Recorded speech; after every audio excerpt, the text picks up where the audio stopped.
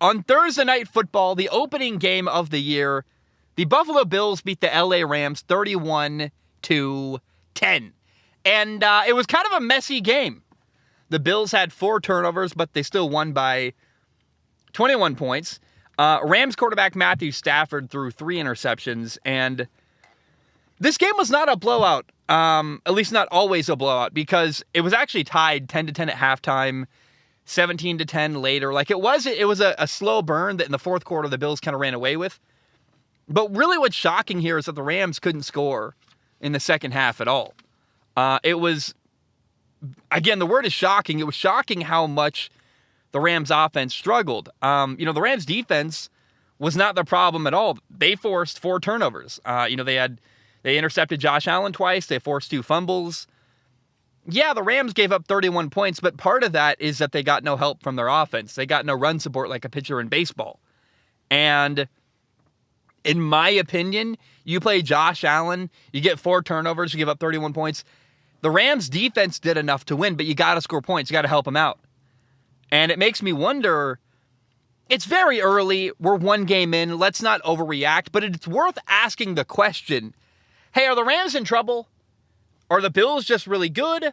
Or did the Rams legitimately struggle last night? Because it looked not great from the Rams last night. And, Cooper Kupp had 13 catches for 128 yards and a touchdown. So Cooper Kupp's fantasy numbers are fine, but they really need a number 2 receiver, truly, in LA. And I believed that Allen Robinson would be an awesome number 2 receiver coming over from Chicago. He only had 1 catch for 12 yards last night, and it was surprising and interesting. So I'm just wondering, 1 game in, what is the Rams offense going to look like the rest of the year? Buffalo sacked Matthew Stafford 7 times last night. And if you're a Bills fan, you're so happy to hear that because, getting pressure was a big emphasis last year for the Buffalo Bills, and they didn't quite achieve it as much as they wanted. They brought in Von Miller. Von Miller had 2 sacks himself in game 1. And Buffalo was getting a lot of pressure with a 4-man rush. And what they were doing, they were dropping back in coverage, forcing Matthew Stafford to be patient. And Matthew Stafford really struggled with that. He couldn't take what the defense gave him. It was not a great game from Stafford. And I wonder if other capable defenses that can get pressure with a 4-man rush are going to try to copy the game plan and the approach that Buffalo had against LA. Now, look, the good news in Buffalo, though, and I got to repeat this, they're getting pressure on the quarterback. If you're a Bills fan, they had 42 sacks last year, right in the middle of the pack, and they have been investing heavily in their defensive line. They want to get pressure on quarterbacks. So, already 1 game in to have 7 sacks is a huge victory for Bills fans. Also, the Bills lost their offensive coordinator from last year, Brian Daboll. He left to go be the head coach in New York for the Giants. So the question was, are they going to miss Brian Daboll at all?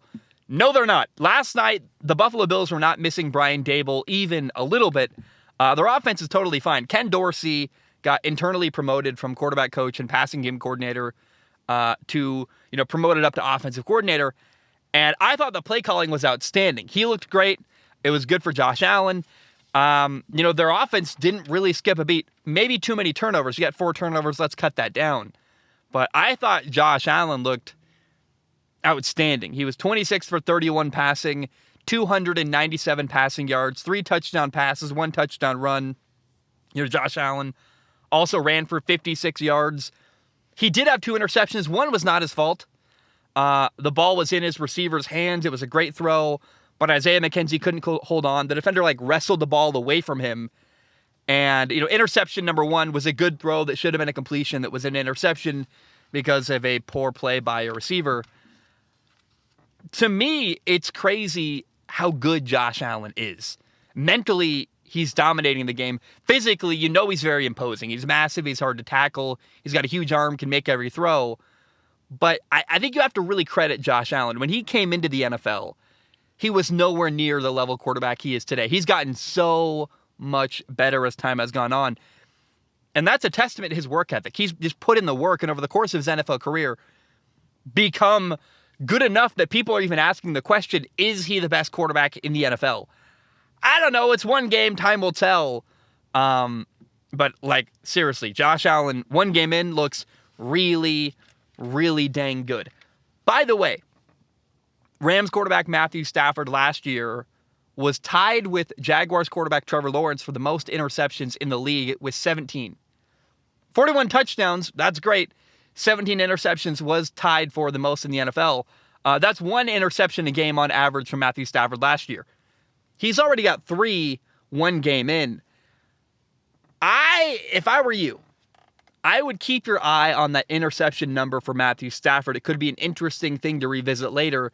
10 games in, where does he rank as an interception leader? Is he the most? Is he the least? Does he cut it down? Is 3 the norm? Like, that's horrible. That can't happen. And I just can't repeat this enough. I'm really surprised how much the Rams offense struggled last night. I'm not used to seeing that from an LA Rams team coached by Sean McVay, with good players still around the field. So I don't know. Why wasn't Allen Robinson a better number 2? Why is he not producing very much? Why was Matthew Stafford just kind of erratic and not able to take what the defense gave him? I don't really know. They force-fed Cooper Kupp. He was awesome. 15 targets, 13 catches, 128 yards, 1 touchdown. But other than Cooper Kupp, the offense was very suspect, and that's a problem. And we'll see if that maintains as the year goes on. Finally, this, though. Von Miller made a choice to leave the LA Rams and go to Buffalo this offseason. Von Miller left LA because he believes he could win a Super Bowl in Buffalo. And I believe him. I believe he can win a Super Bowl. Buffalo this offseason was sold to me as a Super Bowl favorite. And everyone talked about how this is the year. Buffalo's got the best team they've had in a long time. They got robbed in the playoffs last year. They got this incredible quarterback. I'll tell you what, week 1, Thursday Night Football, the opening weekend, opening game of the year, the Buffalo Bills look like a Super Bowl favorite. I mean, to have 4 turnovers and still win by 21 points over the defending Super Bowl champion, that's not nothing.